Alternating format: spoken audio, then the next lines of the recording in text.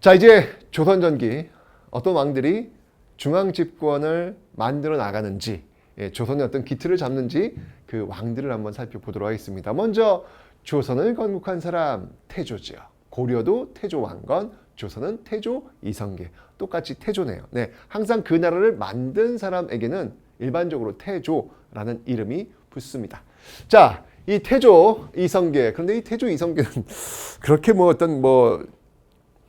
실질적인 어떤 역할을 했다기보다는 그냥 힘을 좀 바탕으로 왕이 되어 있는 모습들, 실질적인 어떤 그 조선의 설계자는 이성계라기보다는 이 태조 이성계와 함께했던 신진사대부 출신, 아까 제가 말씀드렸죠, 바로 정도전이 되겠습니다.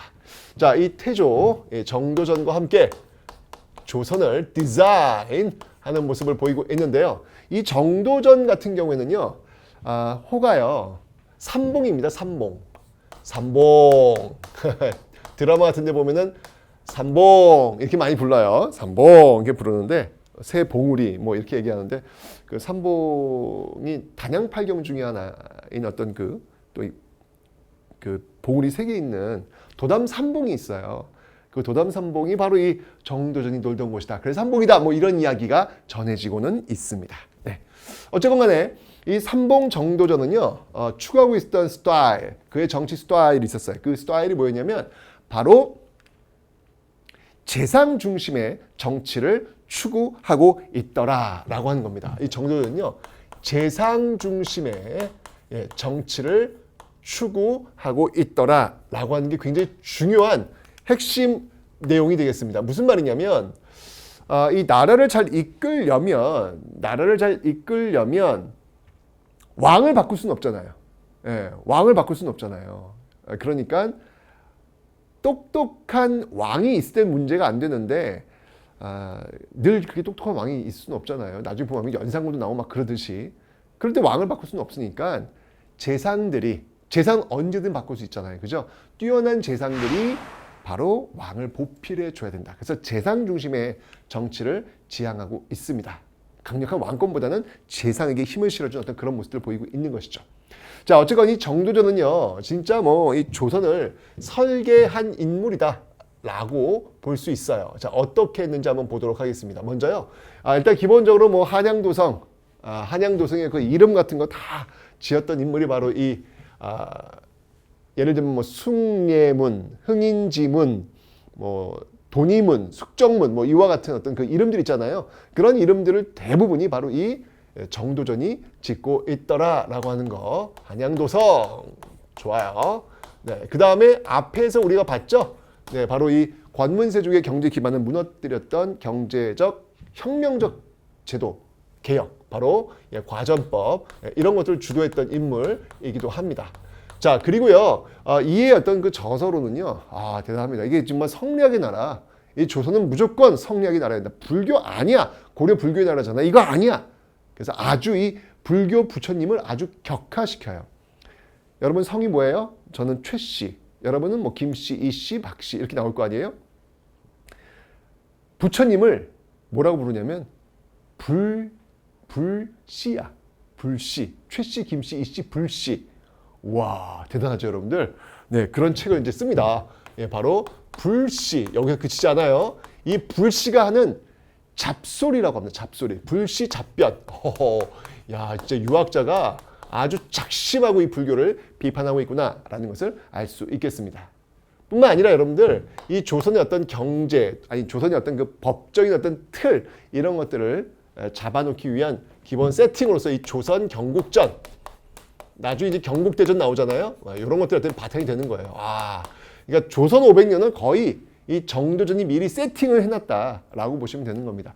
대단한 인물이다라고 볼 수 있겠습니다. 정말 이러면서 이 재상 중심의 정치를 꿈꿨던 정도전은 그래요. 내가 이성계를 세워서 이 조선을 세웠다라는 이야기를 할 정도로 아주 원대한 꿈을 갖고 있었던 그런 인물이었죠. 그러나 바로 이런 정도전에 대해서 불만을 갖고 있는 사람이 있으니 태조 이성계의 아주 똑똑한 아들 중 한 명이었죠. 바로 이방원이었습니다. 이방원은 불고 나는 거예요. 뭐?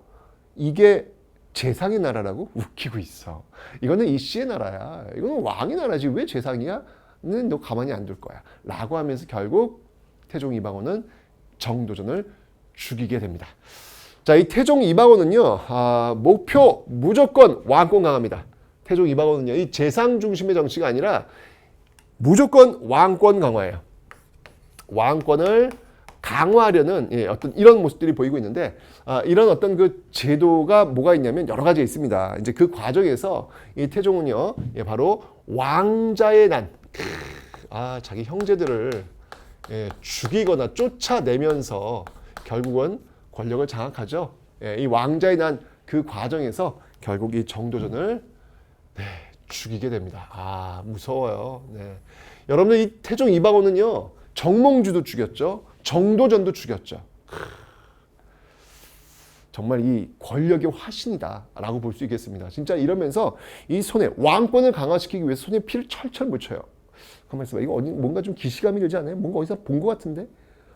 고려시대 때 태조 왕건, 호족 연합정권, 왕권이 약했다? 그 뒤에 광종 손에 피를 철철 묻히면서 왕권을 강화시켰다. 노비왕건법 과거제. 그러네. 똑같네. 조선도 비슷하게 또 반복되고 있네. 와우. 신기하죠, 여러분들. 바로 이 태종 이방원이 고려의 광종과 같은 그런 역할을 하고 있다라는 것입니다. 자, 어떤 모습들인지 한번 볼게요. 재상, 의정부, 영의정, 좌의정, 우의정, 웃겨. 내가 바로 6조에 2호 예병 현공, 6조에 내가 명을 내리면 6조는 그냥 실행하면 돼. 바로 직접, 다이렉트. 이걸 뭐라고 하냐면 바로 6조 직계제라고 합니다. 6조 직계제. 와우. 왕권을 강화시키겠다는 의지를 볼 수 있죠. 그리고 이 태종 이방원은요, 이렇게 정몽주도 죽이고 정도전도 죽이고 조선 건국에 큰 힘을 세우는데 자기가 군대를 엄청 많이 갖고 있어요. 이걸 우리는 사병이라고 하죠. 국가가 갖고 있는 병사가 아니라 개인이 갖고 있는 사병. 그걸 통해서 이 권력을 장악한 거야. 그랬더니 이제 사병을 없애래, 다들. 볼일 다 봤다 이거죠. 네, 내가 이제 왕이 됐는데 다른 사람들이 사병 갖고 있으면 이제 나한테 위협할 거 아니에요. 이제 다 없애래. 네, 이런 것들을 내로남불이라고 하나요? 어쨌건 간에 네, 왕이 됐으니까 이제 그런 거 없애. 그래서 사병을 혁파하는 모습들이 또 나타나고 있습니다. 사병 혁파. 그리고 전국 쫙 모든 남성들을 중앙 집권해야 되니까 딱 이렇게 주민등록증 같은 걸 이렇게 채워주는 거예요. 그게 뭐였냐면 바로 호패법이라는 겁니다. 호패법의 신. 호패를 채워주는 거예요. 그래야 중앙에서 파악이 가능하잖아요. 그죠? 그리고 혹시 지방에서 나쁜 일들, 일삼는 사람들이 있어? 나한테 신고해. 내가 혼내줄게. 그래서 이때 이제 신문고. 신문고도 이때 처음으로 설치가 되고 있는 모습들이 있습니다. 자, 이렇게 해서 왕권을 강화시키기 위한 어떤 그런 노력들이 지금 태종에 의해서 보여지고 있더라라는 얘기죠. 손에 피를 철철 묻히면서 왕권을 강화시켰습니다. 많이 죽었어요. 그리고 그 뒤를 이어서 나오는 왕이 있으니 그 왕이 세종이라. 오호. 고려시대도 광종 뒤를 이어서 안정화됐던 시기가 바로 성종 아니겠습니까? 조선도 역시 또 그런 과정을 거치고 있습니다. 자, 이 세종, 정말 태평성대를 이루었던 세종 때 모습 한번 볼 텐데요. 세종은 아버지 태종과는 좀 다른 길을 좀 걷고 있었습니다. 어떤 길을 걸었냐면요. 자, 한번 살펴보도록 하죠. 먼저 6조 직계제, 노노노노노. 나는 이 재상들과 함께 이야기하면서 정치를 만들어 나갈 거야 라고 해서 이 의정부 삼병승들을 굉장히 우대합니다. 그래서 의정부 서사제, 의정부 서사제를 6조 직계제 대신 시행하고 있죠. 그러니까 왕, 그 다음에 의정부 거쳐서 그 다음에 6조로 내려가는 거예요. 태종 같은 경우에는 왕이 의정부를 거치지 않고 바로 6조로 내려갔잖아요. 근데 세종은 노노노노. 재상들과 이야기하고 그 뒤에 6조로 내려가는 어떤 그런 방법들을 택하고 있다라는 거 기억하시면 되겠습니다. 됐죠? 자, 그리고 여러분들 이 태종 때 너무 많은 사람들을 죽이는 거야. 그러니까 인재들이 없어. 인재들을 다시, 현자들을 다시 모으라 라고 해서 만든 게 바로 집현전이 되겠습니다. 집현전, 모을 집자, 현자, 현명한 사람들을 모아놓은 것. 이러면서 이제 다시 학문을 융성시키는 위한 모습들, 바로 이런 것들을 기반으로 해서 이제 훈민정음이 또 이때 창제가 되고 있죠. 와우. 야, 이 세종대왕의 훈민정음이 없었다면 내가 이렇게 글씨를 쓸 수 있을까? 오후, 어려웠을 것 같아요. 그죠? 자, 바로 세종의 여러 업적뿐만 아니라 외교 정책에서도 굉장히 탁월한 능력을 보이고 있는데요. 지금 여러분 우리가 알고 있는 우리나라 한반도의 모양 있잖아요. 한반도의 모양. 그 한반도의 모양은 대부분 바로 이때 세종 때 완성이 됐다라고 보시면 돼요. 그게 바로 사군과 육진입니다. 사군과 육진인데요. 사군은 누굴 보내서? 최윤덕을 보내서. 그리고 육진 두만강 쪽이죠. 육진은 바로 김종서를 보내서 사군과 육진을 개척하는 모습들이 보이고 있습니다. 그리고 왜구들, 왜구들의 그 소굴이라고 할 수 있는 쓰시마, 대마도 있죠. 이 쓰시마를 또 아주 혼내주는, 쓰시마 정벌하는 이런 모습들이 지금 이 세종 때 나타나고 있더라라고 하는 것을 여러분들 좀 기억을 해 놓으시면 되겠습니다. 됐죠?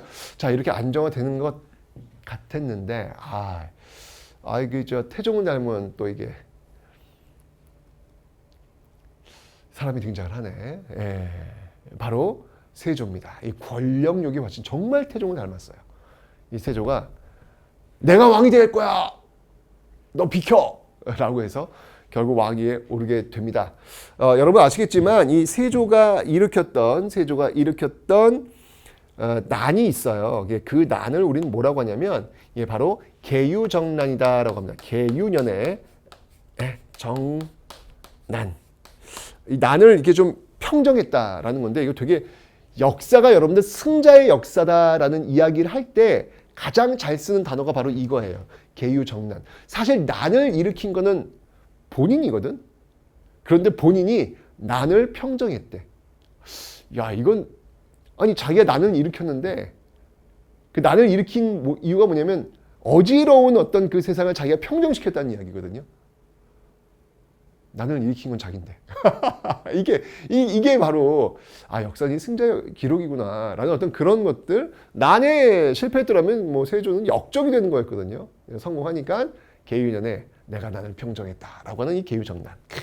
뭐 이런 계유정난 하면 딱 떠오르는 인물이 있죠. 바로 한명회. 한명회 같은 그런 인물을 들 수 있겠습니다. 나중에는 어떻게 해요? 자신의 조카 어떻게 단종, 여기 위에 있는 이 김종서도 이제 죽잖아요, 결국. 그죠? 이 단종을 결국 죽이게 됩니다. 이 단종을 죽이는데 앞장섰던 인물이 있죠. 그 인물이 누구냐면 조선시대 변절의 대명사. 이 변절의 대명사, 이 사람의 이름을 따가지고 음식 이름에 붙였어. 이 나물 종류인데 이거 빨리 묻히지 않으면 금방 쉬어버려. 기억나요, 여러분? 뭐가 있을까? 숙주나물. 바로 단종 죽이는데 정말 앞장섰던 그런 인물이에요. 바로 신숙주. 여기에 반발했던 인물 있죠. 바로 이 세조에 저항했던 인물. 바로 성삼문. 이런 인물들 아주 뭐 드라마에서 많이 등장하는 그런 모습들입니다. 자, 어쨌건 간에 이 세조는 조카를 죽이고 결국 권력을 강화시키는 모습 보이고 있는데요. 세조는요, 왕권 강화입니다. 이 태종하고 똑같아요. 왕권을 강화시키기 위해서, 똑같습니다. 왕권을 강화시키기 위해서. 뭐, 태종 따라하기인가요? 똑같습니다. 다시 이제 의정부소서제 노노노노노. 육조직계제. 이게 맞아. 왕권을 강화시키는 이게 최고야. 육조직계제를 시작하는 모습 보이고 있고요. 집현전? 필요 없어. 뭐 이거 얘기를 해. 없애. 집현전 필요 없어. 집현전을 또 없앱니다. 그리고 이제 새로운 질서가 필요해. 조선 500년, 몇백 년을 이어갈 수 있는 그 법. 그래서 이때 만든 게 바로 경국대전. 이때 이제 시작을 하는 거예요. 이 경국대전을 편찬케 합니다. 자, 이때는 여러분들 아직 경국대전은 완성은 아니었고요. 스타트. 처음 출발한 겁니다. 경국대전 스타트. 이런 어떤 그 모습들을 지금 이 세조 때 지금 보이고 있더라라는 이야기죠. 이러면서 또 이제 얼마 많은 사람들 죽었는지 몰라요. 그 이후에 이제 드디어 고려의 성종처럼 조선의 성종이 등장을 합니다. 이제 안정화되는 모습들이 나타난다는 이야기죠. 어떤 모습으로 지금 될까요? 자, 일단 성종 때 갑니다. 이 성종은요, 이 지금 집현전을 없앴잖아요. 노노노노노. 집현전 있어야지. 이런 거 있어야지. 라고 해가지고, 집현전의 대타 성격이라고 할 수 있는 홍문관이라는 것을 다시 세워요. 홍문관. 이 홍문관은 뭐 하는 거냐면 신하들과 왕이 서로 이야기하면서 토론하는 거예요. 근데 실질적으로 조선시대 왕은요, 신하들보다 어려요. 그러니까 이 홍문관에서 왕을 주로 가르치는 그런 역할을 하겠죠. 그런 걸 뭐라고 하냐면 우리는 경연이다라고 합니다. 경연. 네. 왕과 토론하는 것을 경연, 그리고 왕세자와 토론하는 것을 서연이라 그래요. 서연. 네. 이런 것들을 시행하는 어떤 모습들 기억하시면 되겠습니다. 이 홍문관은 이걸 다른 말은 뭐라면 옥당이라고도 합니다. 옥당. 네. 옥. 이 굉장히 귀한 자리라는 얘기예요. 여러분, 저기 그 옥, 구슬옥자. 이거 굉장히 귀한 보물 같은 거잖아요. 그런 귀한 자리라는 거예요. 네. 홍문관에 들어가면 이건 정말 영광으로 여기고 있었죠. 왜냐하면 왕과 함께 이야기하고 왕을 가르칠 수 있는 나라의 어떤 그 기틀을 잡을 수 있는 굉장히 좋은 자리이기 때문에 이걸 옥당이라고 부르기도 했습니다. 자, 이런 어떤 그 홍문관 다시 이제 부활을 시켰고요. 드디어 이제 이 경국대전 있지 않습니까? 이 경국대전을 이제 완성시키는 이 경국대전을 드디어 완성시키는 시기, 이게 바로 성종 때다. 이러면서 이제 말 그대로 다 이루었노라 라는 어떤 그런 모습들이 나오면서 1392년 건국되었던 조선은 이제 안정화의 길로 접어들게 됩니다.